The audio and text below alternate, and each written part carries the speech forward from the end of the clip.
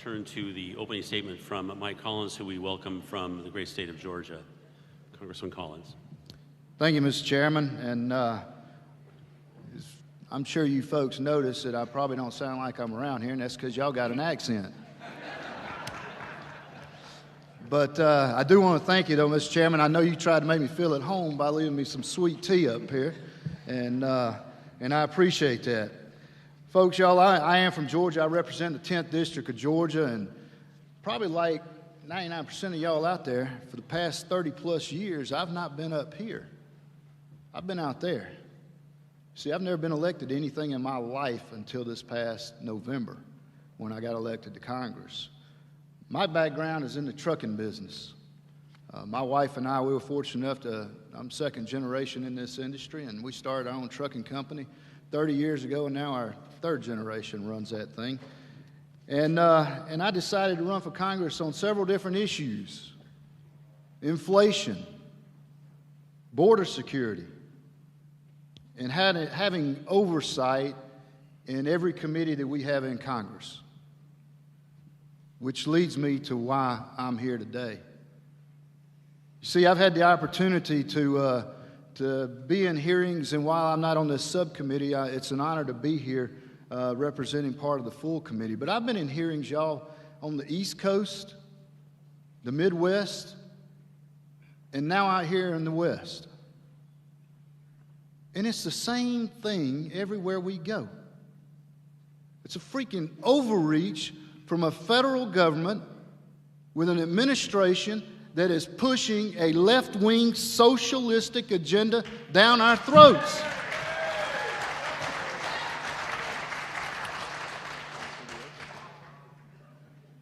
I look forward to the witnesses. I look forward to listening to your testimony. I think that it is so important that we have local community leaders and people that are out there trying to make a living and provide for their families. And I'll tell you something else. It's great to see such a huge crowd out there. That shows your concern. It shows not that you're just concerned about the community, you're probably concerned about your family, about your jobs, and about that third generation that may want to take over. So, Mr. Chairman, I'm glad to be here. I appreciate the opportunity, and I yield back so we can get this thing cranked up and going. Thank you, Mr. Collins. Thank you, Mr. Collins. I'll now introduce our witnesses, and we'll start on this end. Ms. Beth Coffey, Director of Programs for the Northwest Division of the U.S. Army Corps of Engineers. Ms. Jennifer Kwan, the West Coast Regional Administrator of National Marine Fisheries Service. Mr. John Harrison, Administrator of the Bonneville Power Administration. Mr. Scott Corbett, General Manager of the Port of Lewiston in Lewiston, Idaho. Mr. Rick Dunn, General Manager of Benton PUD in Kennewick, Washington. Ms. Michelle Hennings, Executive Director of the Washington Wheat Growers Authority in Ritzville, Washington. Mr. Alex McGregor, President of the McGregor Company of Colfax, Washington. And Mr. Todd Myers, Environmental Director for the Washington Policy Center in Cle Elum, Washington. And Dr. David Welch, President of the Kintama Research Services in British Columbia, Canada. Let me remind the witnesses that under committee rules, you must limit your oral statements to 5 minutes, but your entire statement will appear in the hearing record. We use timing lights. When you begin, the light will turn green. When you have 1 minute remaining, the light will turn yellow, and at the end of 5 minutes, the light will turn red. And I'll ask you to please complete your statement, and as you can see, there is a clock down in front. I will also allow all witnesses to testify before member questioning. If you begin to run over, I shall begin to tap on like that, and that is your signal to stop talking. Just, yeah.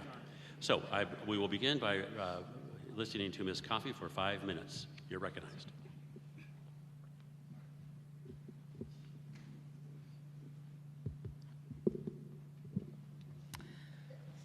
Good afternoon. Thank you for the invitation today to testify today. The Northwestern Division oversees 5 districts: Seattle, Portland, Walla Walla, Kansas City, and Omaha.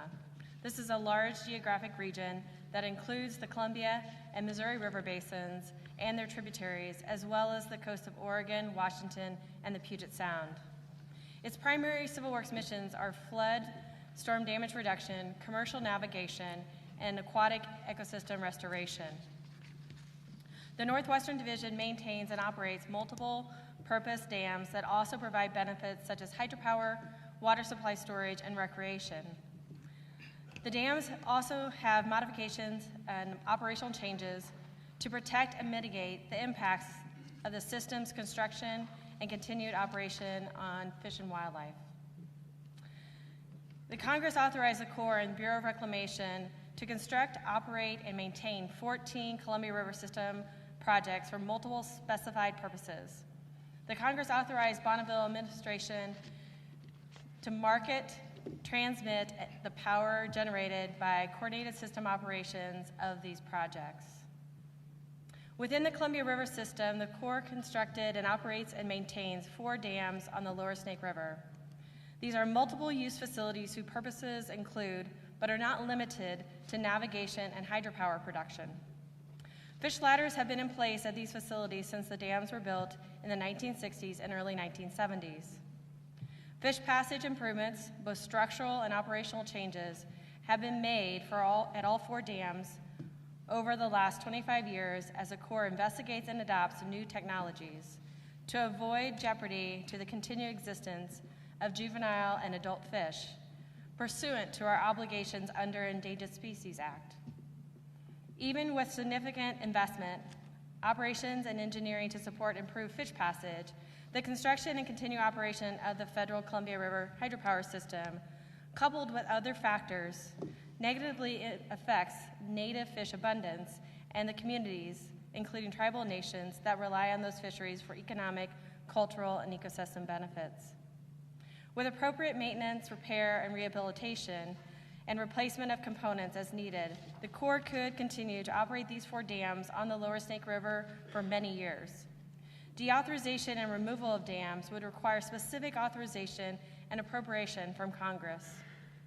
Management of the system has been a subject of litigation for the past 2 decades, which resulted in the latest National Environmental Policy Act evaluation of the system and the latest biological opinions from National Marine Fisheries Service and the U.S. Fish and Wildlife Service, completed in September of 2020. The United States negotiated a stay at the district court litigation so that the parties could work collaboratively on addressing basin-wide solutions that could resolve the litigation. The stay that these parties negotiated has allowed the parties in the litigation and the regional sovereigns, which includes the region's tribes and the 4 states, to continue to work on developing comprehensive basin-wide solutions to recover native fish populations. Under the court-ordered stay, the U.S. Army Corps of Engineers, Bureau of Reclamation, Bonneville Power Administration, National Marine Fisheries Service, and U.S. Fish and Wildlife Service are participating in a confidential mediation conducted by the Federal Mediation and Conciliation Service to achieve this goal. The Corps is committed to the confidential mediation and the whole-of-government approach to address these important matters.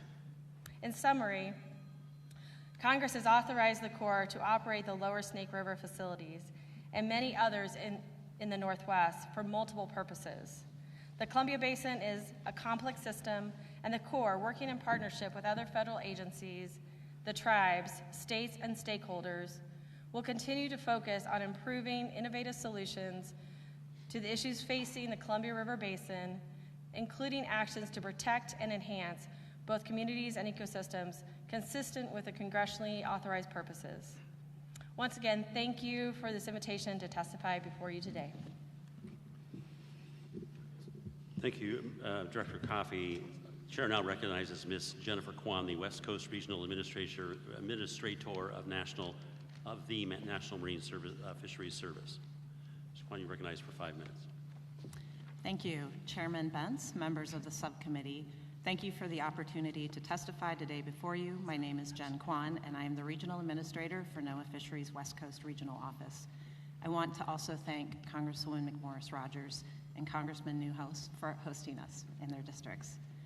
I'm also aware and would like to acknowledge Chair Brigham from the Umatilla tribe, who I think is in the audience, and thank them and all of our tribal co-managers for their partnership. We appreciate the committee's interest in this important, complex, and long-standing matter. NOAA is committed to working with our state and tribal fishery co-managers, other federal agencies, and a broad range of stakeholders to develop a durable solution that takes into account the important interests across the Columbia River Basin. Since the early 1990s, NOAA Fishery has listed 13 stocks of salmon and steelhead in the Columbia River Basin under the Endangered Species Act, or ESA. Despite considerable efforts to mitigate the risk of extinction, salmon and steelhead are currently at abundances far below those necessary for fully supporting tribal, commercial, and recreational harvest. Delisting endangered and threatened species is the ultimate goal of the ESA, but these targets are not necessarily the only endpoint. Broad sense recovery goals seek salmon and steelhead numbers that contribute fully to the culture, environment, and economy of the region. In July 2020, NOAA Fisheries issued its latest ESA biological opinion that assessed and concluded that the operations and maintenance of the Columbia River system's 14 dams was not likely to jeopardize the continued existence of listed salmon and steelhead or result in the destruction or adverse modification of their critical habitat. However, the opinion, as well as our 2022 five-year status review, documents that we remain concerned about the potential future prospects of ESA-listed salmon and steelhead in the basin due to both the ongoing impacts occurring in freshwater and ocean environments. NOAA Fisheries has remained deeply committed to working collaboratively to improve the abundance and productivity in the Columbia and Snake River basins. To that effect, in March 2022, NOAA Fisheries, the Departments of Interior, Army, and Energy, and the Council on Environmental Quality held a nation-to-nation consultation with representatives from the Columbia Basin's tribes. In consideration of the messages we heard from the tribes and to inform discussions on salmon recovery, NOAA Fisheries developed the Rebuilding Interior Columbia Basin Salmon and Steelhead Report. We finalized the rebuilding report in September 2022 with input and support from the U.S. Fish and Wildlife Service, scientists, and fishery co-managers throughout the basin. The foundation of the building report was guided by goals established by the Columbia Basin Partnership Task Force that was originally convened back in 2017. NOAA's rebuilding report provides a comprehensive set of actions with the highest potential to achieve the partnership's mid-range abundance goals. These goals exceed the abundances required to achieve delisting ESA-listed salmon and steelhead and represent progress towards healthy and harvestable fish stocks, towards mandates set forth in the Magnuson-Stevens Act and tribal treaties.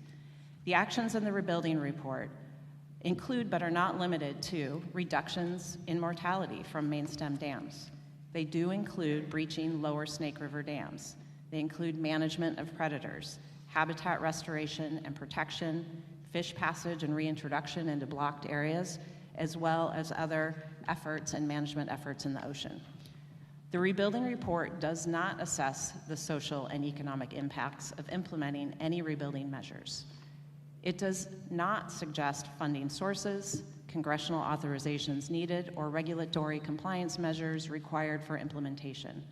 NOAA Fisheries recognizes that the important services the lower Snake River dams provide would need to be replaced or otherwise offset before breaching could occur.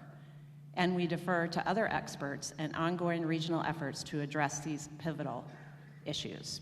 We value the opportunity to continue working with the subcommittee on these important issues, and I appreciate the opportunity to discuss NOAA Fisheries' work with you today. Thank you. Thank you, Ms. Kwan. Now recognize Mr. John Harrison, Administrator of the Bonneville Power Administration, for 5 minutes. All right, good afternoon, Mr. Chairman and members of the subcommittee. I'm John Hairston. I'm CEO and Administrator of the Bonneville Power Administration, and I'm pleased to be here today with you to describe the contributions of the Federal Columbia River system to the economic strength of Pacific Northwest communities. As a steward of the Columbia River Power System, a vital source of clean and reliable electricity, Bonneville also shares in the protection and enhancement of fish and wildlife populations affected by the Columbia River system. Though I know it is well understood by you, Mr. Chairman, and other members of the Northwest Congressional Delegation, I always begin with reminding the audience that Bonneville is a public not-for-profit entity charged with marketing federal electric power at cost and with preference to publicly owned utilities in the Northwest. Bonneville was created in 1937 by President Franklin Roosevelt with this public mission service in mind. The reliable delivery of affordable power was a significant factor in the contribution of the Columbia River power system during World War II. It helped develop local economies, particularly in rural communities, by providing power for irrigation and manufacturing. Today, it powers the information technologies that are so important to the Pacific Northwest and our nation. Bonneville's mission also includes addressing the environmental impacts of the Columbia and Snake River dams, especially to the Columbia River tribal communities. The federal Columbia River power system is unique in the extensive modification and operational changes made for the protection and enhancement of fish and wildlife. Bonneville works in partnership with Columbia River tribes, Northwest states, and local communities in these efforts. Since passage of the 1980 Northwest Power Act, Bonneville has invested billions of dollars to improve fish passage and dam operations, as well as off-site mitigation investments in habitat restoration, tributary dam passage, and fish production programs. In current federal district court litigation regarding Columbia and Snake River operations, the United States negotiated a stay of the district court litigation so that parties could work collaboratively on addressing basin-wide solutions that could resolve this litigation. The stay that these parties negotiated has allowed the parties in the litigation and regional sovereigns, which includes the region's tribes and 4 states, to continue to work on developing comprehensive basin-wide solutions to recover native fish populations. Under the court-ordered stay, Bonneville and other affected departments and agencies are participating in confidential mediation conducted by the Federal Mediation and Conciliation Service to achieve this goal. Bonneville is committed to the confidential mediation and a whole-of-government approach to addressing these important matters. Today, the Columbia River power system is called upon to play a central role in the clean energy transformation of the larger regional electric system. It directly supports clean state energy goals, responds to federal tax incentives for new clean energy resources, and enables electrification of buildings and transportation. Columbia and Snake River hydropower offers the adaptable operation capability needed to integrate variable resources like wind and solar reliably and at low cost. Hydro generation is uniquely capable of ramping up and down on demand and within very short periods of time to balance the variable output of other renewable resources. Additionally, the capabilities of the hydropower system are critical to maintaining the reliability of regional electric power system during periods of extreme weather and peak demands. Extreme weather events in our region, both winter cold snaps and summer heat waves, are usually the product of high-pressure systems parked over the interior west. These weather systems produce little to no wind and are generally multiple days in duration. The hydro system, Snake River dams included, is able to carry operating reserves and provide sustained peaking generation to meet regional electricity demand when it's needed most. Last year, Bonneville commissioned an independent economic study of the cost to the region for replacing the energy and reliability services of the 4 lower Snake River dams. The study found that replacing these dams while meeting clean energy goals and maintaining system reliability is possible, but doing so comes at a substantial cost to the region, and notes that emerging replacement technologies must first become commercially viable. So I've listed those estimations of those costs in my written testimony, and I appreciate the opportunity to provide this testimony to you today, Mr. Chairman, and we'll be happy to respond to any questions. Thank you. Thank you, Mr. Hairston. The chair now recognizes Mr. Scott Corbett, General Manager of the Port of Lewiston in Lewiston, Idaho, for 5 minutes. Good afternoon, Chairman Bentz and Representatives McMorris Rogers, Newhouse, and Collins.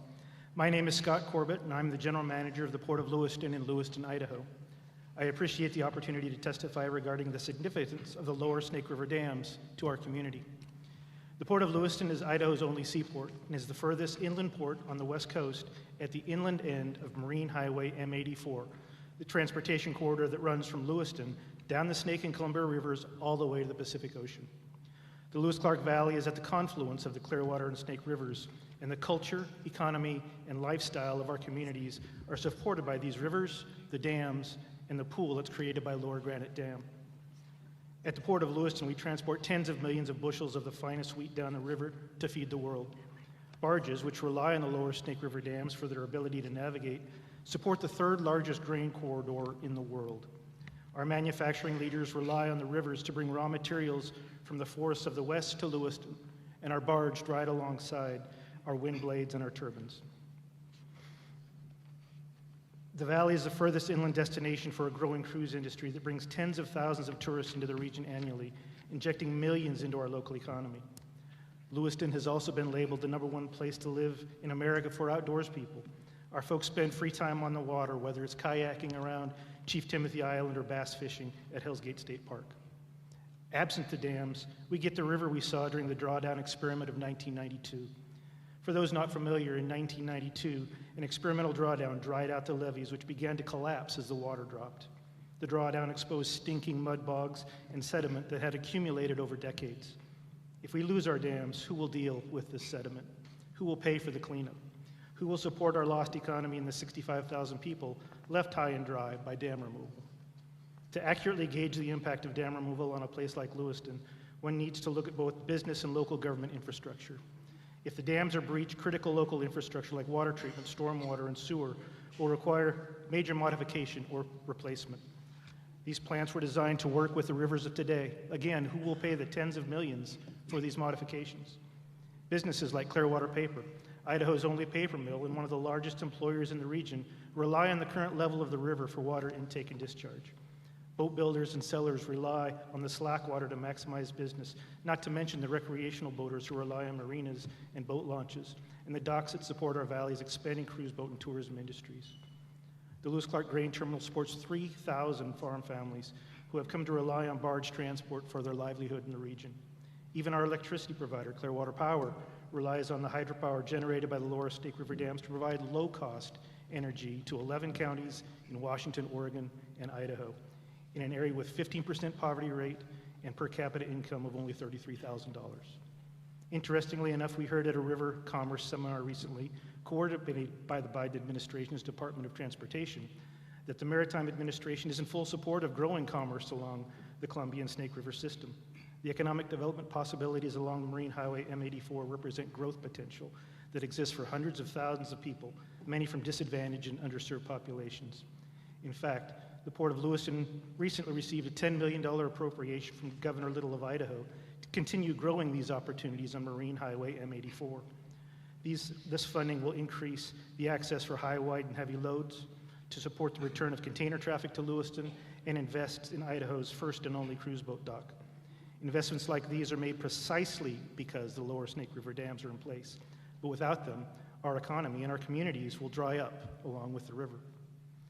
The loss of these assets I presented to you today only scratched the surface when it comes to the impact of the lower Snake River dams in our communities. To us, they are truly irreplaceable. Unfortunately, dam removal proponents and people who live hundreds of miles from Lewiston make it sound as if their loss is really no big deal, and that's because to them, we are expendable. My request is simple, that Congress and the federal government do not consider us expendable. Unlike those who believe this issue is about picking winners and losers, and who have louder voices, endless financial resources, and no attachment to the Lewis-Clark Valley, we believe communities, salmon, and dams can coexist because we are living proof that they do. Thank you again for the opportunity today, and I'm happy to take any of your questions. Thank you, Mr. Corbett.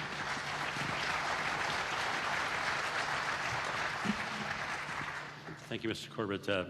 Chair recognizes Mr. Rick Dunn, General Manager of Benton PUD in Kennewick, Washington, for 5 minutes. Good afternoon. My name is Rick Dunn. I'm the General Manager of Benton PUD, located right here in the Tri-Cities in Kennewick. So welcome to my home and what I call the center of the universe when it comes to the Northwest Power Grid. I want to start by pushing back hard against any claims the lower Snake River dams are outdated, surplus, or high cost. These dams are world-class operations and are part of the foundation of the firm energy wholesale portfolios of 134 utilities located in every Northwest state, many of which already have significant demand for electricity above their firm contract amount available from the Bonneville Power Administration. Benton PUD is one of the 134 current customers of the BPA with federal statutory rights to the electricity generated by 3,100 hydroelectric dams included in BPA's portfolio. And like many utilities across the Northwest, Benton PD will soon rely on BPA to provide 100% of our wholesale electricity. The annual generation from the lower Snake River dams represents about 11% of BPA marketed hydro in a typical year, and the cost of generated electricity is 1.4 cents per kilowatt hour, which is far below the cost of developing new renewable resources or what is available through calendar year forward market purchases, which have dramatically increased in price over the past few years to levels currently between 8 and 10 cents a kilowatt hour. Additionally, the LSRD are 4 of 10 federal dams equipped with automatic generation control, which makes them an important part of the minute-by-minute demand and supply balancing required for stable and reliable Northwest power grid operations throughout the year. And as more intermittent and variable wind and solar are added to the grid, flexible and controllable technologies like hydro dams will be even more critical for maintaining grid reliability across a wide range of weather and temperature conditions. Keep in mind the next best technology available today for balancing the grid is natural gas, which is being phased out by aggressive clean energy policies in Washington and Oregon. And when you add the recent and planned future closures of thousands of megawatts of coal-fired power plants to the mix, the dependence on hydropower for maintaining Northwest grid reliability and low electricity rates will only grow with each passing year. This is why it is so concerning and frustrating to Northwest utilities that hydropower continues to be undermined by special interest groups and some political leaders, both in terms of public support and actual amounts of generated electricity. The good news is the majority of BPA's clean and reliable electricity continues to be offered at low cost, with prices holding steady and bucking the current inflationary trend. The bad news is BPA's portfolio of hydroelectric dams and the Columbia Generating Station nuclear plant is tapped out, and they currently have no more firm energy available to meet growing electricity demand being experienced by many of their customers. While it's not widely understood by the general public and some policymakers, the 2025 forecast of total BPA customer demand is already 466 average megawatts above the firm energy contract rights utilities have to the BPA power. In addition, the combined new large single load customers, which includes electricity-intensive facilities like data centers and other businesses with individual demand of more than 10 average megawatts annually, will reach 1,110 average megawatts in 2025. It's important for citizens of the Northwest to understand large data centers and electricity-intensive industry and manufacturing are not eligible to be served at BPA's lowest rate. This means utilities must contract with a non-BPA generating source, or they can ask BPA to serve them at what is referred to as the new resource firm power rate, which is priced based on forward market price curves, and over the next 2 years has been set at an average of 9 cents per kilowatt hour for peak load periods and 8 cents per kilowatt hour for off-peak loads. This is as much as 250% above BPA's coveted and low-cost Tier 1 rate, which is currently 3.6 cents a kilowatt hour. And I can tell you from experience, large commercial and industrial customers currently expect retail prices equivalent to between 5 and 6 cents, which makes BPA's wholesale and our rate a non-starter for new electricity-intensive industry and the jobs and tax revenues that they bring with them. While the near-term prospects for adding large amounts of incremental electricity demand at reasonable rates are bleak for many utilities in the Northwest, thanks to affordable BPA hydro, which represents 50% of Benton PD's average retail rate of 7.2 cents, our current customers are paying 33% less than the national average of 10.7. And compared to states like California with average retail rates reaching 20 cents per kilowatt hour, we're getting a heck of a bargain. So one frustrating irony is that some of the same entities who helped convince policymakers to back utilities into a corner and force a deeper dependence on wind and solar are continuing to call for the erosion and outright removal of carbon-free hydro capacity. I've lived in the Northwest almost my entire life and love all that our rivers provide. Salmon and steelhead recovery is an unbelievably complex issue, but for my chair, the science is far from settled, and we need every drop of affordable and carbon-free hydropower we can get. Thank you for the opportunity to speak with you today.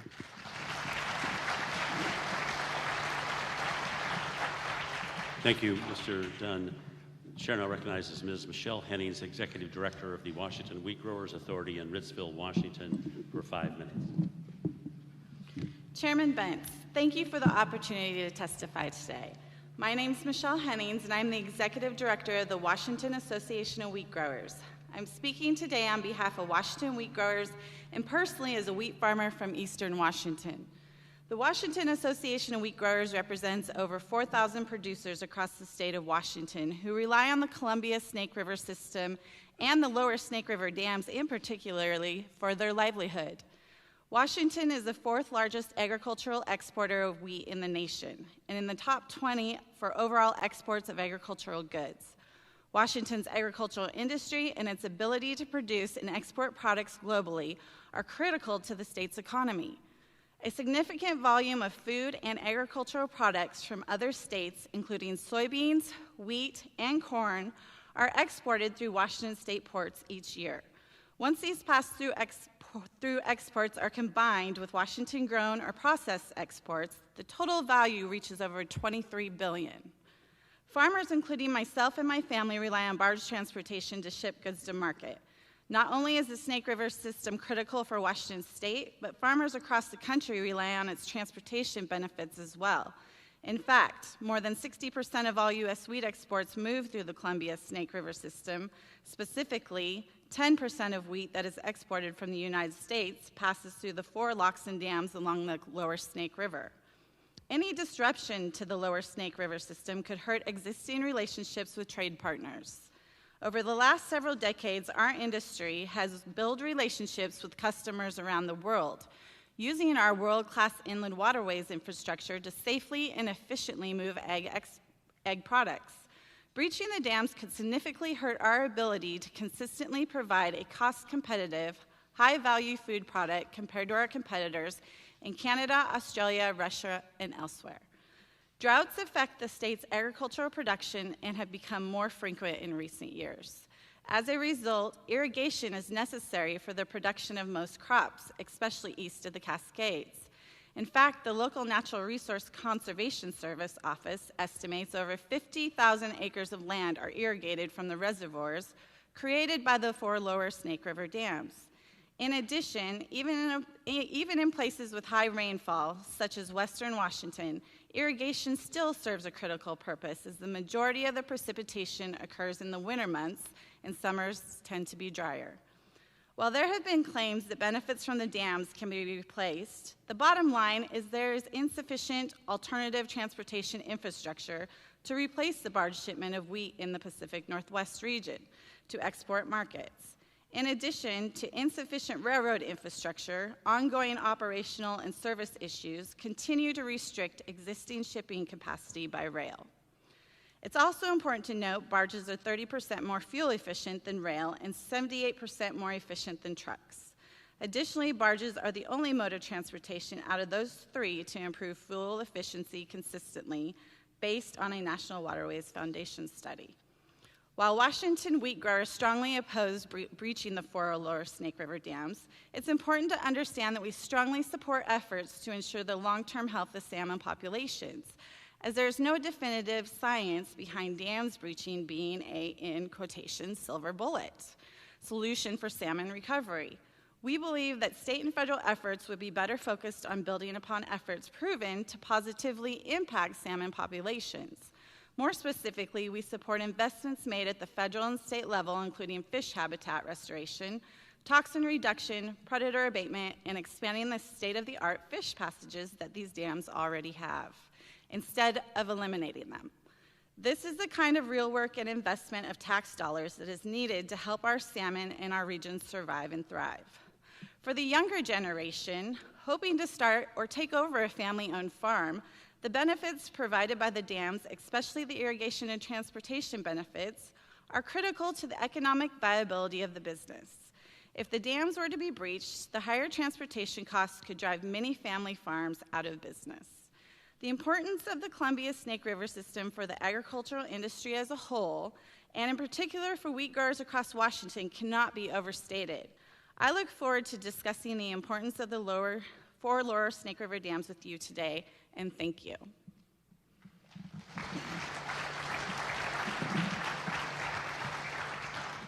Thank you, Ms. Hennings. The chair now recognizes Mr. Alex McGregor, President of the McGregor Company in Colfax, Washington for 5 minutes. Thank you. Chairman Bentz, members of the House Natural Resources Committee, members of the Western Caucus, and honorable members of Congress. Good afternoon, friends.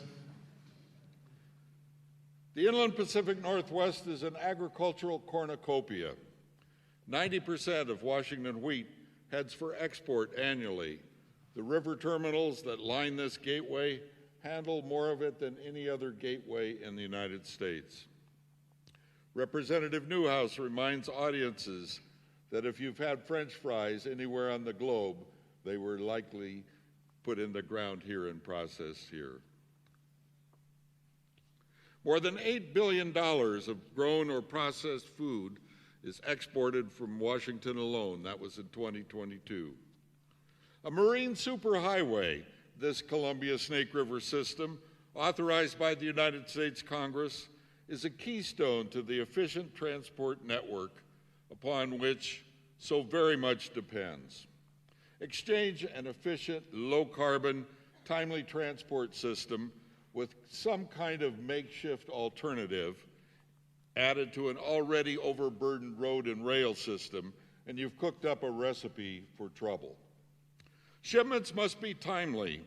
Delays are harmful to millers across the Pacific with orders to fill and hungry people who depend upon us.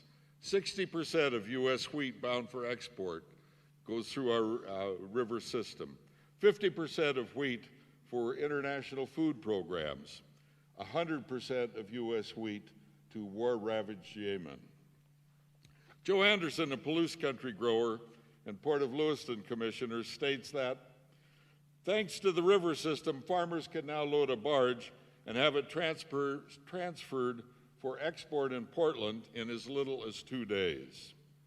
Compare that, friends, to rail, which struggled mightily last year, with more than 142,000 shipments delayed 11 days or more across the nation during the first quarter alone. Nor can growers wait for fertilizer deliveries when crops must be nourished and seeded and delays cost yield potential for the next harvest. Last year we were stunned when fertilizer manufacturers upon whom we depend were told by the Union Pacific to cut shipments 20%, warning that non-compliance would result in the embargo of its facilities. Then Deputy Agriculture Secretary Jewel Brona told the Surface Transportation Board of poor service and unreasonable rates from the big outfits. As she put it, farmers struggle to make ends meet, consumers pay higher prices at the grocery store, and the United States becomes less competitive on the global market. Last month, Ag Secretary Tom Vilsack stated rail service remains inadequate and unreliable for many agricultural shippers. What about trucks? If we tried to jam millions of tons more cargo into trucks when the National Highway Transportation Administration warns that fatal crashes have already reached a crisis level, we'd clog the I-84 freeway to Portland and fill the skies of the Columbia River Gorge Scenic Byway with diesel smoke en route. We couldn't find drivers anyway. They're chronically short regionally and nationally. Meanwhile, NOAA Fisheries warns of a horrendous situation, the potential for 90% losses of salmon and steelhead at sea. It's the reality of where we are right now with the amount of CO2 we are pumping into the atmosphere, fisheries ecologist Lisa Crozier states. Dismantling marine transport would make it worse. Tugs and barges produce 86% less hydrocarbons than trucks, 80% less than rail, 95% less nitrous oxide than trucks, 71% less than rail. Instead of breaching dams, Crozier suggests the goal should be for people to come together and look for holistic solutions. By working together, we can make real and lasting progress, improving prospects for salmon without endangering livelihoods, our economy, and the world-class crops that we must transport to feed a hungry nation and the world. We believe that, pulling together, we can have healthy rivers and a healthy economy, And friends, we should accept nothing less. Thank you.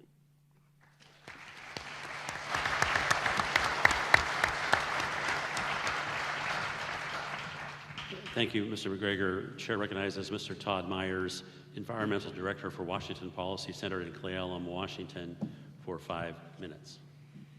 Good afternoon. My name is Todd Myers, and I'm the Environmental Director at the Washington Policy Center.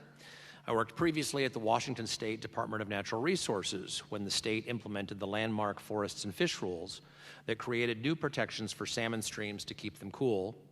And I am currently a member of the Puget Sound Salmon Recovery Council, which makes me a salmon recovery counselor.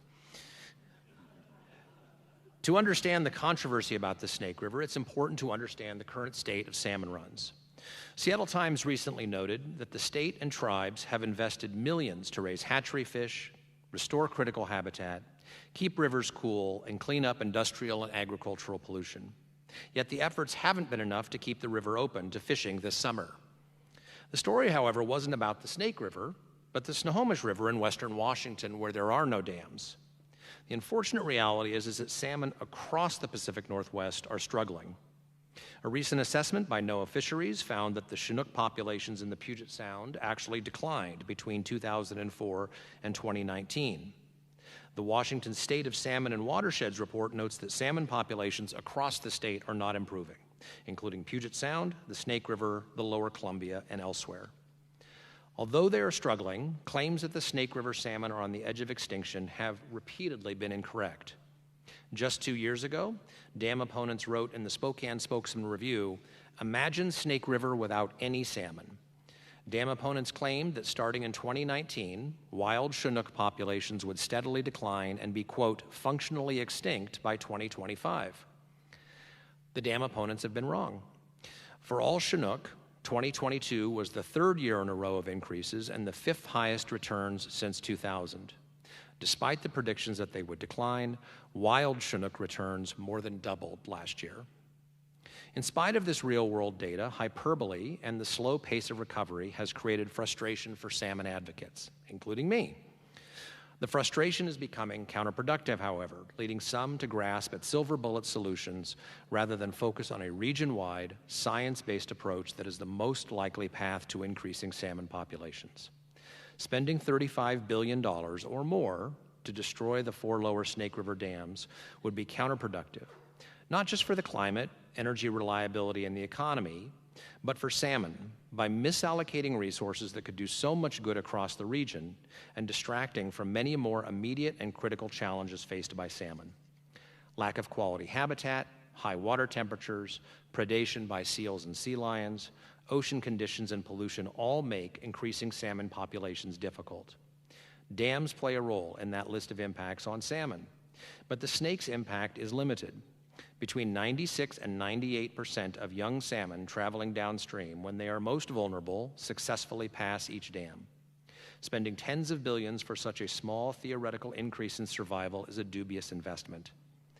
This is one reason the largest ever scientific study of the impact of the dams completed by federal scientific agencies determined that the dams should not be removed.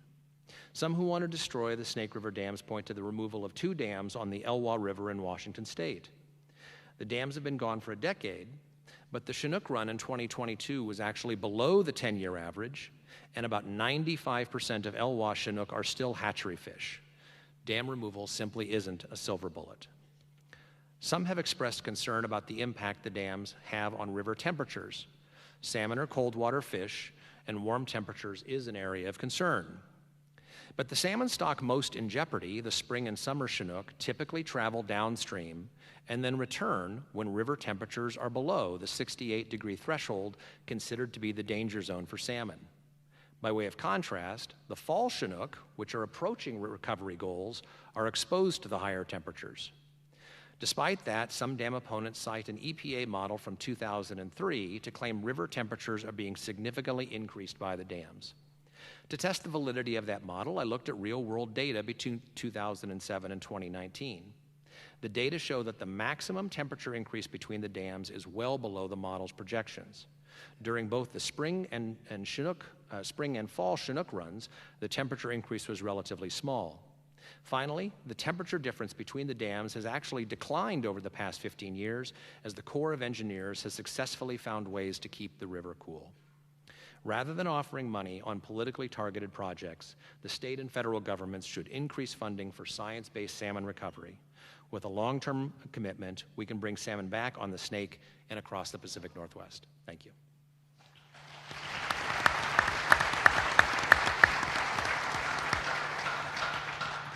Thank you, Mr. Myers. Now recognize Dr. David Welch, President of Kintama Research Services in British Columbia, Canada, for 5 minutes.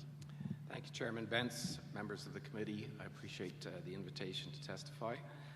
Time is short, so I'm simply going to start by stating for the audience and for you. Doctor, can you pull that microphone closer to your...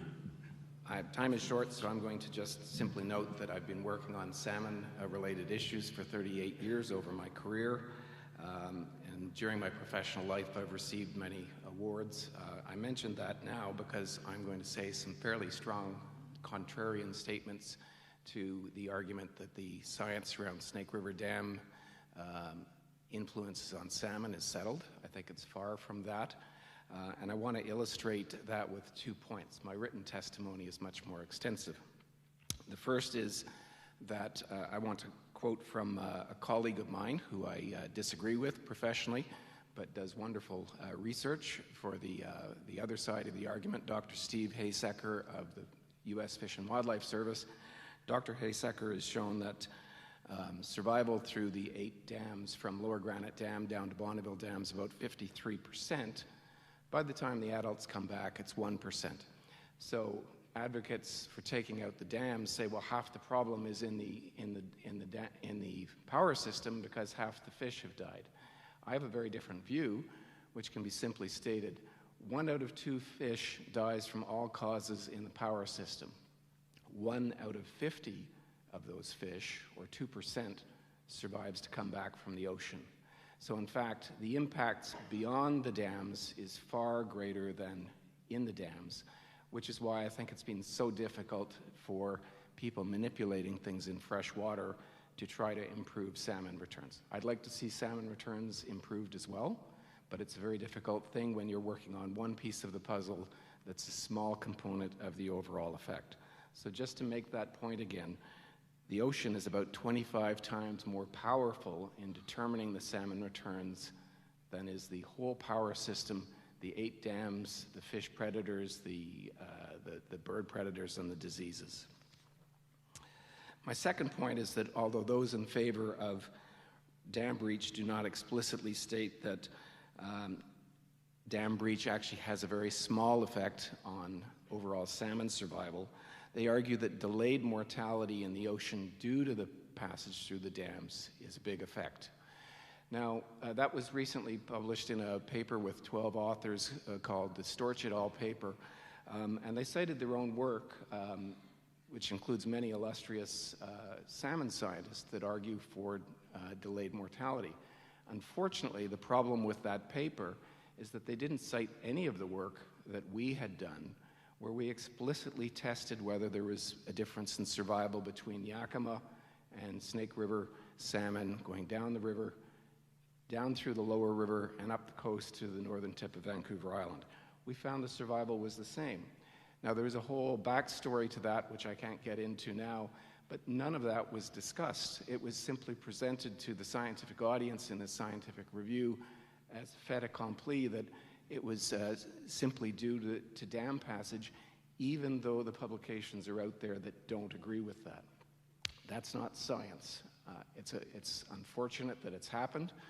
Why that happened, I don't understand, but the message here for the committee and more broadly is that we need to look at these things from a much broader, more pragmatic viewpoint. Some of the ideas around what the dams are doing are simply wrong or aren't being supported. But they're being ignored because they don't fit with a particular message or goal that people want to do. The gold standard in science is these sorts of experimental tests of theories. That's when science moves forward. It's when we move away from our own pet theories and we say we were wrong. We had a good idea, but the idea didn't pan out. That's not happening here, unfortunately, because the views have become very polarized. People don't want to move off their views from 50 years ago. Put simply, I think that the Snake River dams never caused the major problems that people thought they did over half a century ago. They didn't understand the effect of the ocean back then, and they overestimated what the construction of the Snake River dams was going to do. I think we need to try to redress that. We need to also bring people together, both scientists and the public, to try to address these things, to test things in the most careful way that we can, and to try to move things forward. So, in summary, I think the courts actually had it right in rejecting the biological opinions over the last 3 decades. The problem is out in the ocean, and the solutions that have been put forwards have been things in fresh water that aren't reasonably likely to turn those around. And for those reasons, I think that the courts have actually been ahead of the scientists in saying that many of the things that have been proposed aren't going to work, and we need to look at that much more closely as a possibility. So, in summary, I'd like to say to you as policymakers, members of the audience, that if I'm correct in my beliefs and my statements, the science around Snake River Dam breaching is far from settled. Thank you. Thank you, Dr. Welch. Thank you, Dr. Welch, and I want to thank all the witnesses for their testimony. Before I recognize members for questions, I want to let everyone know that we intend to do more than one round of questions. I now recognize Mr. Newhouse for 5 minutes. Thank you, Mr. Chairman, and I want to thank all the witnesses for their testimony today. Never fails that we learn something from these exercises, and I appreciate very much you taking the time to be with us. Mr. McGregor, I couldn't help but notice in your closing comments something that I've been trying to verbalize for a long time, but putting it succinctly, you say it's time to get out of the courthouse. You know, I couldn't agree more that we need to come together, and I think Ms. Kwan and I were discussing this very same concept.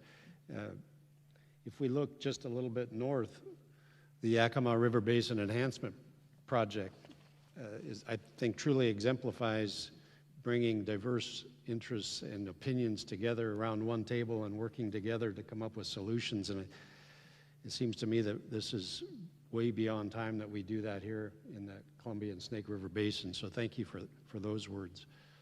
I'm of the school of opinion that the benefits far outweigh the negative aspects of these dams, and that we need to do all we can to make them work for people and for fish. A couple of specific questions. I want to start with Mr. Meyer, if I could. Todd, you talked about the ability of salmon to return and comparing to other rivers. Both statistics tell us a lot about the dammed rivers and the undammed rivers. Could you expound a little bit more about that and make sure that we understand the comparisons there? Are there significant differences between those that are impeded by dams and those rivers that are not? And if not, why do you think that's the case? So thank you for the question. So I think Dr. Welch actually has done some excellent work on that very question, so maybe he can address that specifically. But what we see very clearly is that the returns across the Pacific Northwest on the Snake, on the Columbia, and Puget Sound are all below where we want them to be. And the reason that you see these sort of consistencies is because of ocean conditions. This is pretty well known that there is a cycle of population, and you see it on the Snake River. In 2019, many of the advocates of destroying the dams argued that the very low population, the very low returns we saw in 2019 was indicative of a long-term trend. That year, I actually joined with Governor Inslee's former salmon advisor and wrote a piece saying, no, this is a cycle and this is the downturn, and what we're about to see is an upturn. And that's exactly what has happened over the next 3 years. So the challenge in identifying the impact of the dams is to determine the signal from the noise. There are so many things that are impacting salmon recovery that you can, anytime there is a downturn, you can blame the dams, and anytime there is an upturn, they say, oh, it's something else that is causing it. So I think that's the real challenge in trying to identify the particular impact of the dams, especially when you see salmon returns across the Northwest struggling, makes it clear that the other problems are much larger. Thank you.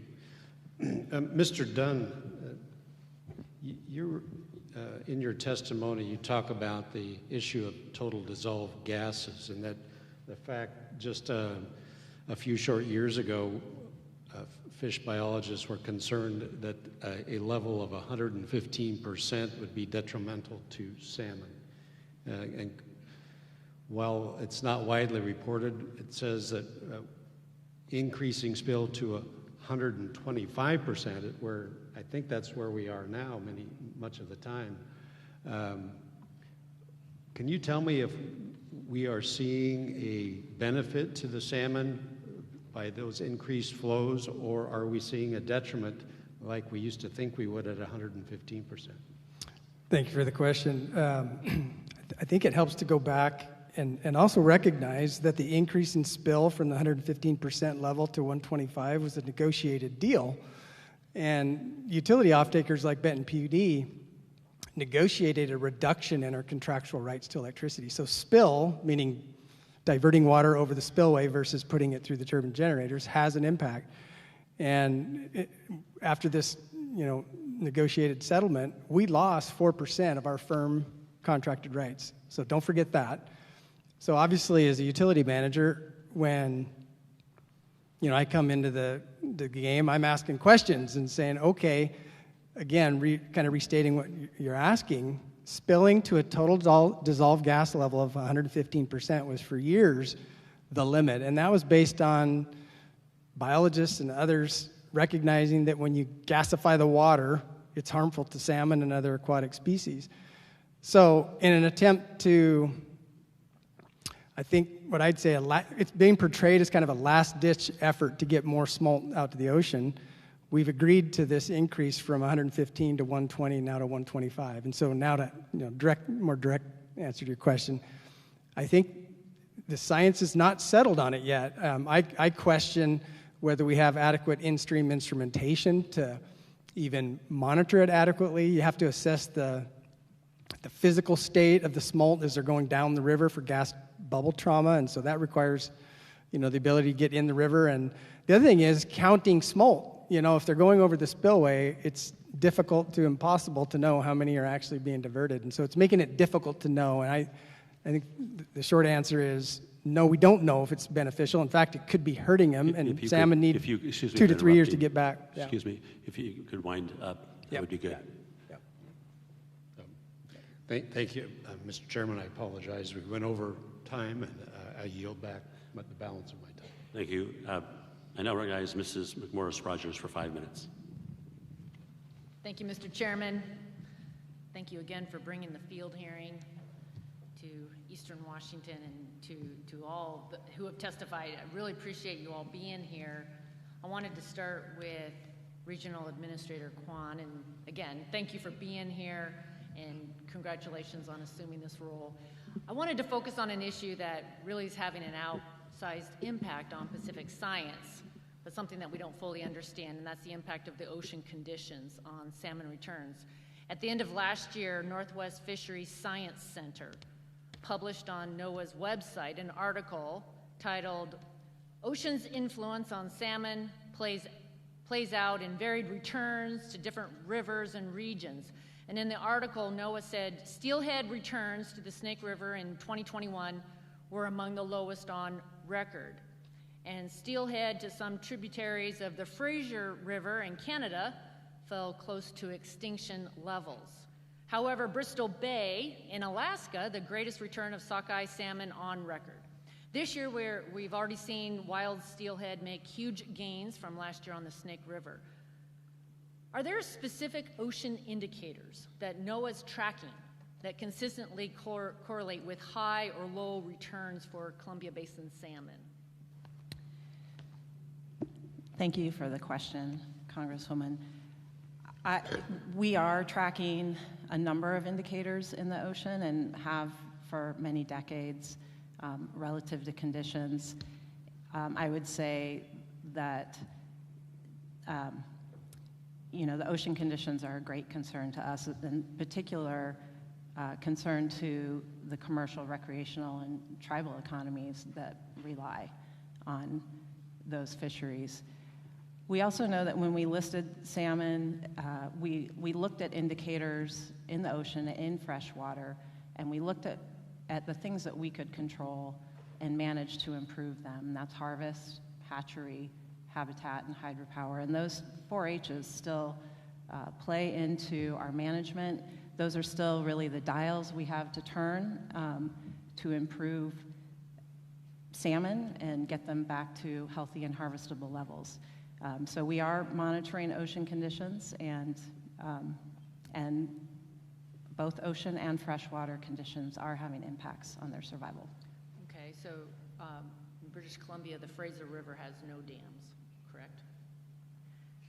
Has NOAA found what accounted for the extinction level returns on steelhead on the Fraser in 2021?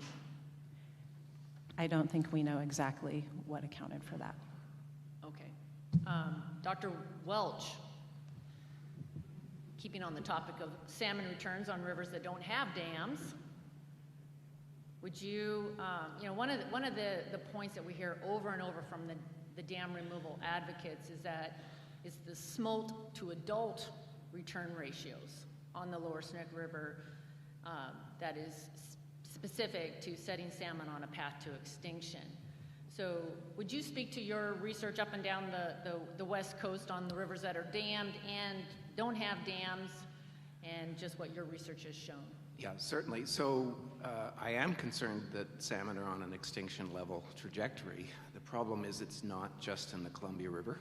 Up and down the West Coast, survival rates to adult return are virtually the same as the Snake River virtually everywhere. So we published that in 2020, and including Southeast Alaska with its natural, pristine freshwater habitats, hatchery and wild salmon have survival rates that are the same as that are being reported for the Snake River. So we deliberately made the comparison up and down the coast relative to the Snake River, as always thought to have very poor survival, but the point was it's the same. Okay, thank you. I just want to try to get to one more. Ms. Coffey, the Washington State Academy of Sciences recently did an analysis of salmon predation by seals and sea lions, and the report said the number of Chinook salmon that fall prey to seals and sea lions is substantial and has increased steadily. The report included some recommendations that the state of Washington experiment with reducing seal and sea lion populations. Does the Army Corps face any barriers to removing seals and sea lions, and how can Congress help? Thank you, ma'am, for that question. So we do have down in Bonneville Dam, that is where we usually see those seals and sea lion issues occur. We have been working closely with the services over the last several years in order to look at how to work with them and look at how to manage those predators better. I would have to get back to you on any specifics that Congress can help us with as far as future actions, but we have had some success over the last couple of years working with those services and trying to mitigate for those predators in that part of the basin. Okay, I look forward to that. I yield back. Thank you. I now recognize Mr. Collins for 5 minutes. Thank you, Mr. Chairman. Y'all, as I said, I'm in the trucking business. I'm just a small businessman. And when things hit me negatively in my business, I think of 2 things. What's the problem and what's the solution? So as we go through the next few minutes, I hope you'll go along with me to see if we can figure out exactly what the problems are and what the solution is. Now, I thought I was in the most regulated industry that there is in this country. That is until I started getting out and meeting folks like you. And now I think we're all in the most regulated industry that there is in the country. being out here and going to these hearings is one of the most educational things that I've been able to do in my first 200 days. And I just want to give you an FYI. We got notice on this hearing on May the 23rd. You had up until a week before this hearing started to say that you were going to attend. Now, there's not a single Democrat up here, not a single person from the other side of the aisle that is interested in looking you in the face and seeing what you have to say. And I hope you take that to heart and notice that.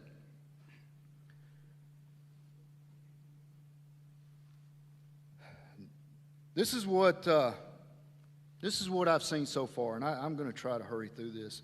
But I saw an EPA that was out of control in the Midwestern in Minnesota, destroying a small town up there, 20 years working on a mining permit. Biggest, largest deposit in the world for critical minerals. Keep that in mind as we go, critical minerals for your EVs. 20 years working on a permit, destroying the entire town. East Coast, we've got NOAA over there, trying to destroy an entire industry, the recreational fishing industry, over a right whale issue that they can't even scientifically base what the problem is. Now we're out here on the West Coast. Ms. Quinn, I'd like to start off, if I pronounce it wrong, I'm sorry. I'd like to start off, when did Congress authorize NOAA? Pardon me? When did Congress authorize NOAA as an agency? The answer is never. You don't have the authorization. You are another glaring example of what an unauthorized, unaccountable agency that is out there that is politically motivated, that is making rules on people across this country with no accountability. It reminds me of the hearing that we held last week with the Council on Emissions Quality. A Biden administration office that's out there regulating the stew out of people, using foreign entities in that case, with no accountability to you, the taxpayer. Now, Mr. McGregor, I want to switch gears. You're a man in my industry. Are you multi-generational? Yes, I am. What generation? Third generation, 140 years in business. Can you tell us, has inflation had an impact on you so far? In the past couple of years, inflation? We certainly feel inflation. In agriculture in particular, we're vulnerable to inflation because it increased the cost of production so rapidly and dramatically, and we can't control the price at which we sell our products. They go for overseas at the prevailing price. So your production, it's very difficult for agriculture in inflation. Your production's gone up in pricing. You're in the trucking, I can see, because you truck to the port, to the barge. So we've got an 80,000 driver truck shortage out there. They want to blow up these dams, and then you're going to have to truck a rail. Is that going to be economically feasible? We are very familiar with the shortage of truck drivers. It's a constant struggle to find them. We have about 60 semis on the road, and it's hard to fill those positions with people. I think we all understand it. It's not. You know, folks, I hope you all understand it. This is the two problems that I see out there. This is the overarching problem I see. You've got an administration with an ideology that is way left-wing and out of control. They don't care if you have enough electricity or not. That's not the point. You already live too good. You need to be brought down. You don't need all that electricity. Now, the problem we have here immediately is we've got overreaching, unaccountable agencies out there that can issue rules, listen to comments, don't really care. They're still going to issue rules and destroy industries, destroy your livelihood. The solution to this is Congress needs to take control. These unauthorized agencies, we need to either authorize them or defund them and get rid of them.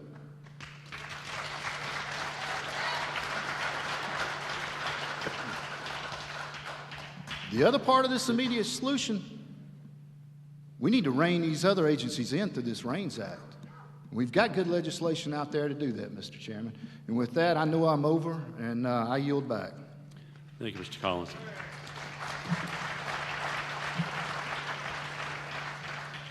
Chair recognizes himself for 5 minutes. Ms. Kwan, I'm looking at your testimony, and I'm struck by some of the language I see on page 3 that talks about the difference between what the ESA would require on the one hand and what perhaps NIMS is shooting for on the other. The phrase is in the second paragraph and reads, broad sense recovery goals seek salmon and steelhead numbers that contribute fully to the culture, environment, and economy of the region. That would suggest a number far greater than what the ESA would require. Is that correct? That is correct. And who establishes to Mr. Collins' point, who is it that establishes or established the broad sense recovery goals? Where did that standard come from? So the rebuilding report that we issued back in 2022 were goals built out of the Columbia Basin River Partnership. So that was a partnership pulled together through a number of stakeholders in the basin, and they helped us establish those goals. Yes, it would be. I think you actually addressed that in the last paragraph on page 3 of your letter or your testimony. It seems odd that the future of this Northwest would be determined by a group of people that get together, not unelected, to discuss how this standard is going to be established, because then we move into the litigation that's now pending in front of Judge Simon, and he's allowed entry of a TRO, if you were, and now there's a mediation ongoing. Are you at liberty to discuss? You're party to that. You're participating in that mediation. Can you share with us where you are, where that mediation is? The mitigation is confidential at this time. So Yes, it is confidential. I know that. I wanted you to say it out loud so everybody here knew that their future is being mediated by a group of parties to a lawsuit and that they have no part in it. Now, there was an attempt, and you know this because you and I were trying to have a conversation, and I was about to go back into the hearing room last week to question Brenda Mallory, who's the head of CEQ, about this exact issue, because, in fact, in the Federal Register, Ms. Mallory, head of the Council on Environmental Quality out of the White House, stated that she was actually asking that members of the groups go out into the community and find out what they were thinking, which I found odd. It's something that perhaps Congress should be doing, and that's exactly what we're doing today. We're out here trying to find out what's going on, and more to the point, shine light on what's going on. But you're telling me that this mediation in a lawsuit that's going to determine, through Judge Simon's powers, the future of this area, is that what I'm hearing? And if so, when might we expect to know what our future might be, as determined by the folks party to this mediation? Yeah, unfortunately, I cannot speak to ongoing litigation or the matters that are confidential to. Right. And who established that confidentiality? Was that Judge Simon by order or by the agreement among the group? So what I can tell you is the mediation is being led and conducted by the Federal Mediation and Conciliation Service, and the agreements of the parties there are that... I don't want to, pardon me for interrupting. I didn't have a chance to go through all of the filings in the litigation, although I have most of them in this notebook right here. It's just that they're lengthy and I had too many other things going on. But I will go through them, and I'll check to see if Judge Simon actually ordered that confidentiality or not, because I think it's critically important to all of us that we know what's going to design the future of this part of the great United States.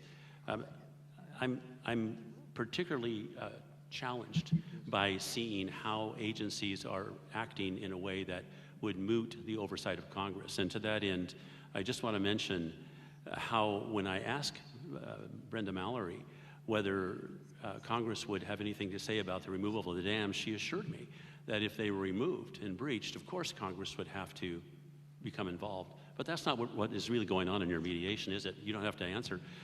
But what's really going on is an attempt to de-water the pools behind the dam and leave just the river, so that the two upper dams are merely, I call them ripples in the mighty snake. And that's what I think you're discussing right now, because I've seen a legal memo that's been given to all of you saying exactly that. Are you free to agree with me on this? I am not aware of the legal memo you're speaking of, so I can't agree or disagree. Thank you. I now recognize Mr. Newhouse for 5 minutes. Thank you, Mr. Chairman. Appreciate this opportunity for a second round of questioning. If we look back at last fall's report that was requested by Governor Inslee and Senator Murray, and even if we look further back a couple of years to Representative Simpson's project proposing the removal of the Snake River dams, they make a statement in there that's similar to what I heard Ms. Kwan, you made reference to and I don't have, unfortunately, your testimony in front of me, so I apologize I don't have all the specifics, but you talked about the fact that important services would need to be replaced in the event of breaching of the dams. Both of those other reports I referred to also said that power generated from the Snake River dams would have to be replaced and operational before any breaching could occur. So, and this question is for, everyone and anyone in particular. Mr. Hairston maybe has a thought, Mr. Dunn, maybe all of you do. Since we do not have the ability to replace the power that's generated by the Snake River dams today, currently, in fact, if I said earlier, it would take 6,000 acres of solar panels to achieve the output that the 4 lower Snake River dams provide, and that only happens during the daylight hours. So we still don't even have it with that.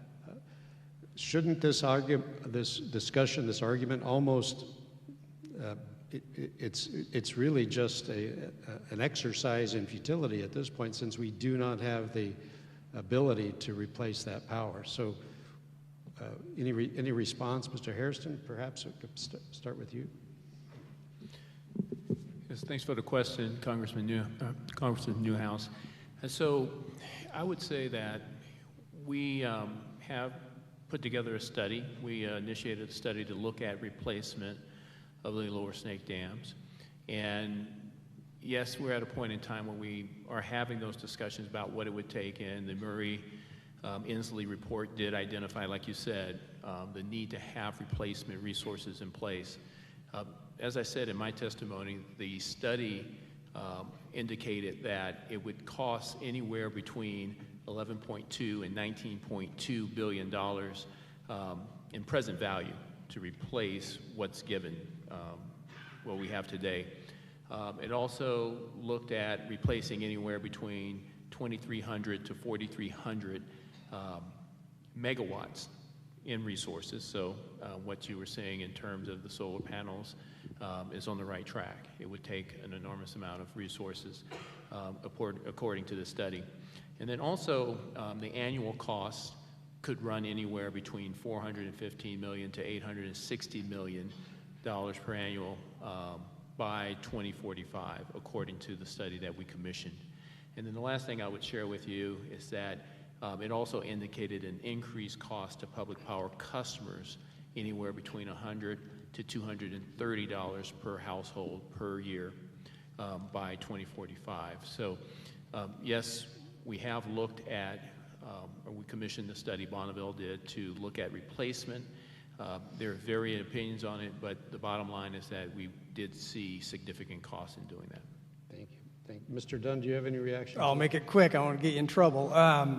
Just remember, if you're going to replace controllable technology that can balance supply and demand like hydro, there really is no equivalent technology on the table in Washington and Oregon. Oregon has taken new natural gas off the table. It's illegal to build a new natural gas plant.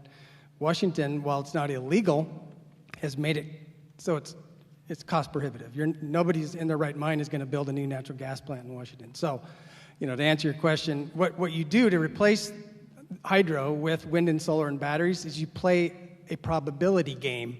And we're increasingly playing a probability game that there'll be adequate wind and there'll be adequate sun plus storage. And it was already mentioned earlier, multi-day cold snaps are windless and often cloudy. So I hope that helps. But we've cornered ourselves, and we really have no replacement technology. It can do it affordably also.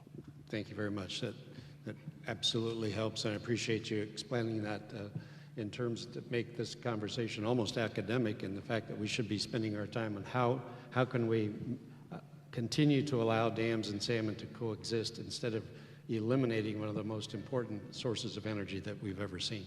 Thank you, Mr. Chairman. I yield back. Chair recognizes Mrs. McMorris Rogers for 5 minutes. Thank you. Thank you.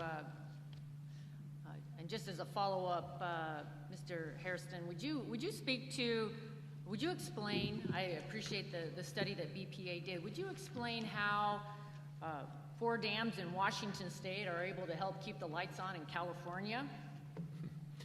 Absolutely.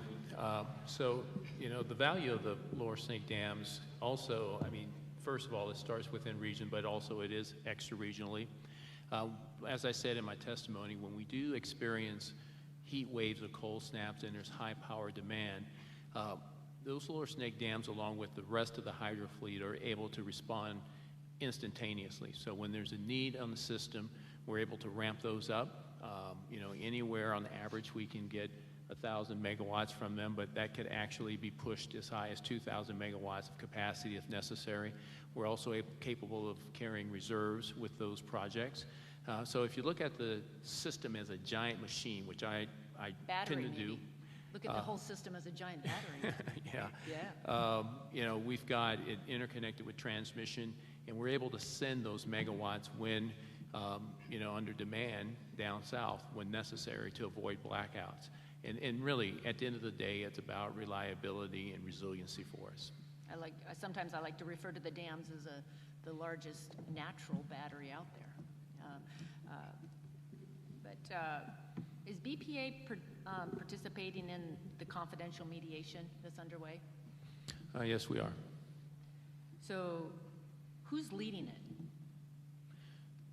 Well, CEQ along with FMCS are heading up the mediation.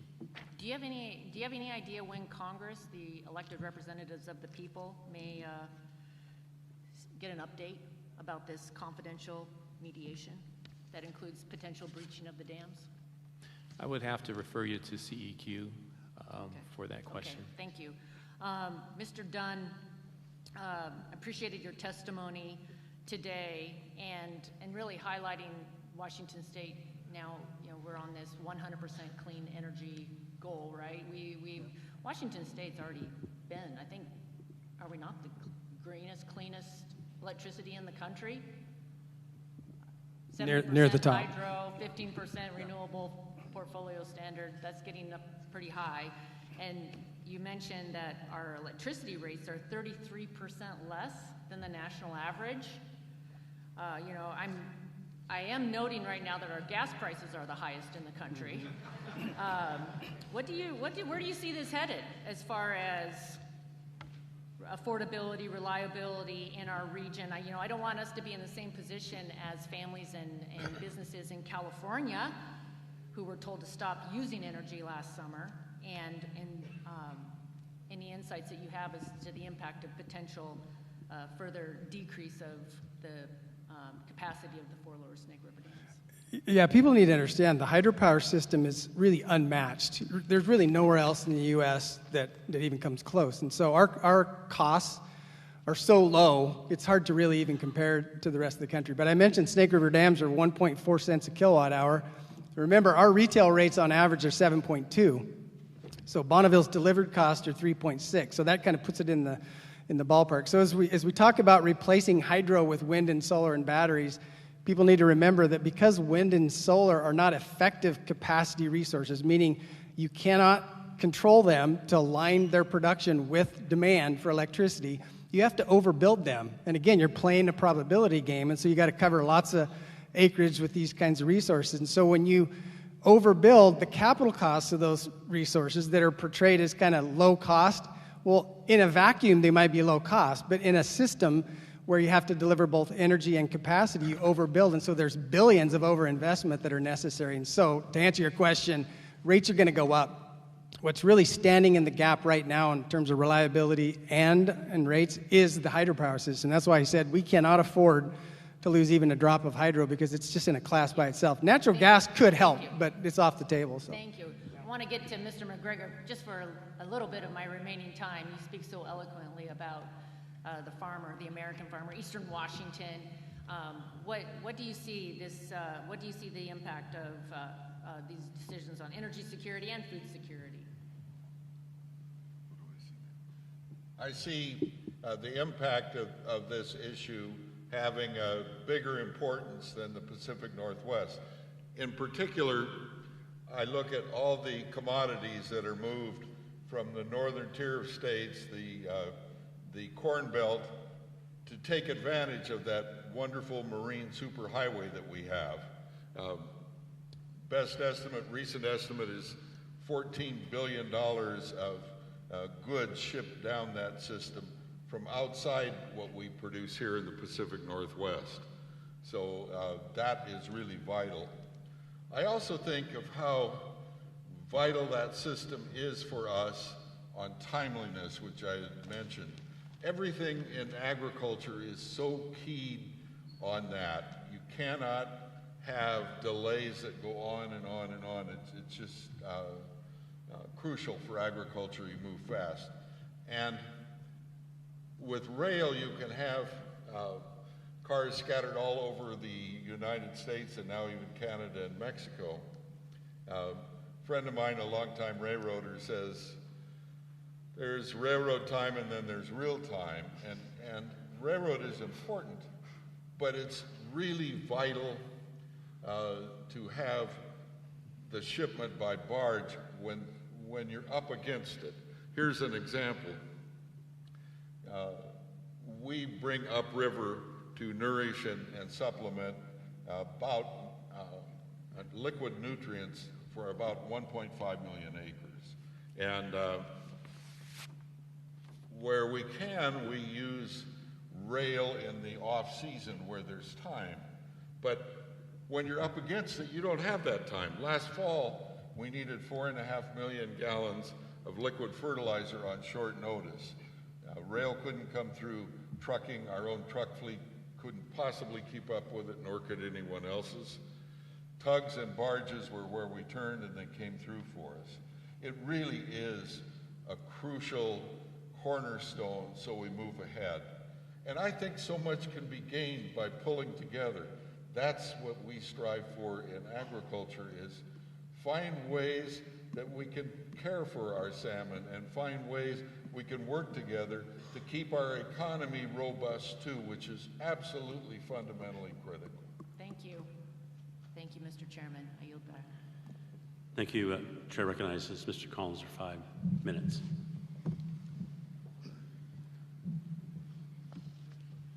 Thank you, Mr. Chairman. I'd like to pick up kind of where I left off there with what I've been seeing and kind of what I saw today when we visited the Ice Harbor Dam there. You know what I saw? I saw an incredible group of people that were knowledgeable and excited. They were eager to face challenges and meet them, and they were meeting them.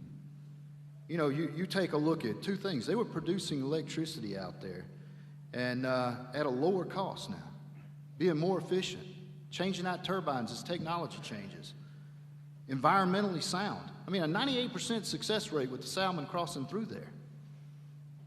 And economically, just moving products up and down the waterways. They were doing it while we were standing there. So with that in mind, Mr. Harrison, with a huge push towards electric vehicles and electric stoves, we don't want to leave that out, even without removing the dams or the Northwest Current and future energy resources adequate?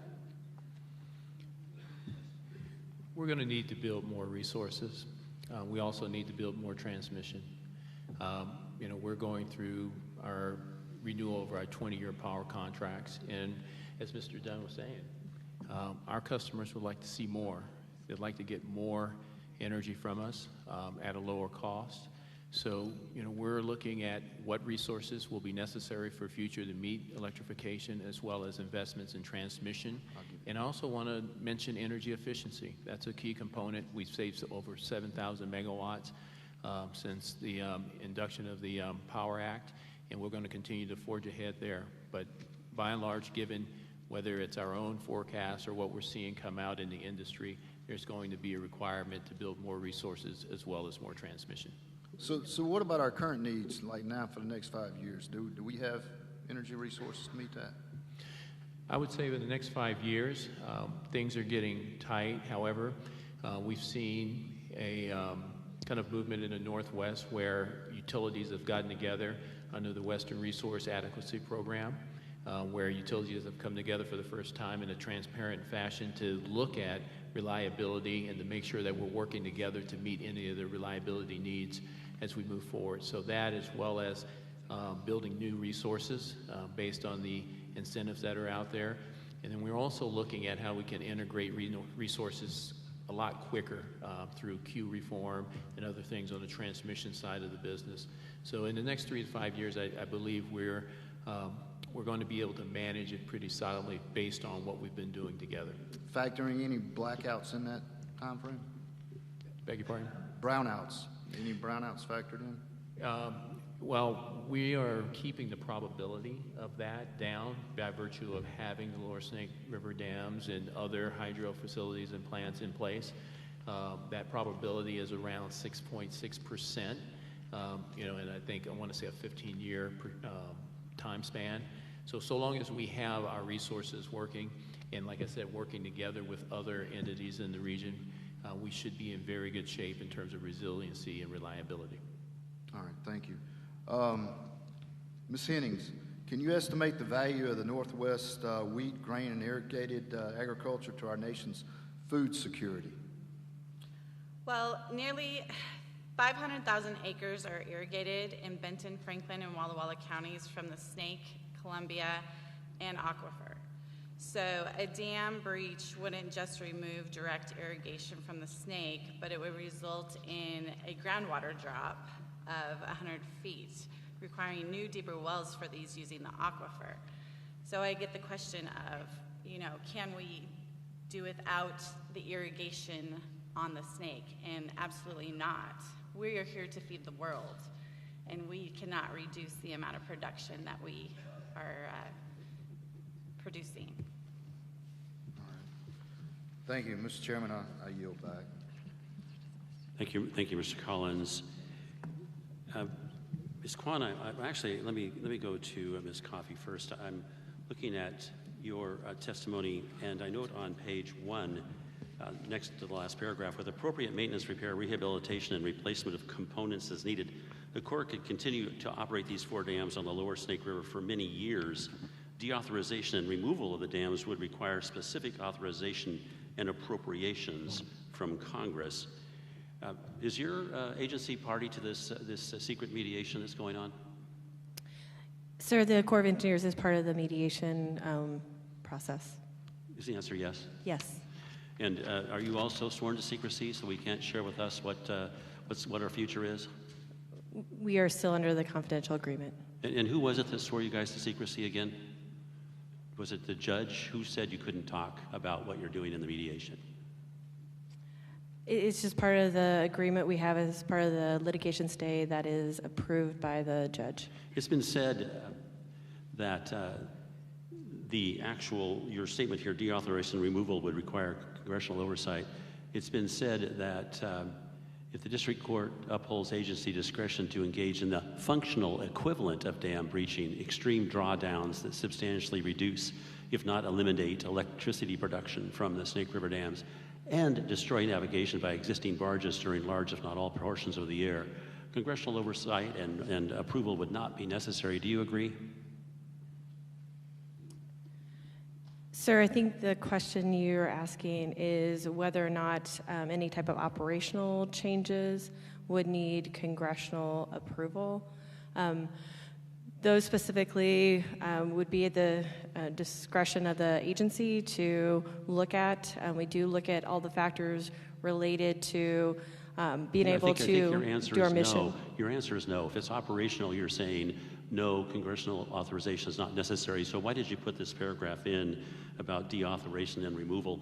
And I hate to be mean about this, but it's pretty important to everybody in the room because the same language was included in the CEQ's two-page filing in the Federal Register on May 3rd, where they are very careful to point out, but not limited to mitigation, corridor restoration through breaching for Snake River dams, which would require congressional authorization. But that's not the way you guys are going. What you're doing is working together in this mediation to determine an operational means of mooting, neutering, taking away these dams. That's what's really going on. Dr. Welch, you had a very, very important thing that you said early on. I just want to go back to it, and I'm looking at page 2 of your report, and I believe you were going through and explaining why sending more fish from Bonneville down to the ocean is so apparently dangerous for those fish because so few come back. And I think you need to say it again. I really want you to get this paragraph across to everyone in the couple of minutes we have left. I mean, it's shocking, really. You lose, a lot of the fish the smolts don't make their way down to the ocean. Let's say half do, because that's what your paragraph said. But the half that get into the ocean, only a fraction come back. So is it correct that perhaps our agencies that are sitting here should be, instead of beating up on this, the economy of the Northwest, shouldn't they be focusing on the ocean? Please give us your thoughts. Well, I'm a long-term advocate for ocean salmon research in both Canada and the U.S., more than we're doing, but it's directly relevant to these policy questions that you folks are struggling with, because to reiterate the point that I made, 1 out of 50 of the smolts that pass Bonneville, or 2%, come back. So 1/2 the fish die in Bonneville Dam, in the power system. That's 50%. Make it 1 out of 50 comes back. That's the 1% return that is occurring up and down the coast. Now, the key point is that it's up and down the coast. It's not just in the Columbia River, not just in the Snake River. But we need to understand why survival is so poor in the ocean, because the point I've made for years is we don't even know if survival's worse in the ocean than it is going through the power system. And so if it's worse, pushing the fish out to sea faster with spill is going to be counterproductive. It's actually going to reduce adult returns. Is it your opinion that we need more studies of what's going on in the ocean? Well, you can't ask scientists if we need more scientists more science without. I'd get my membership card taken away if I didn't say that.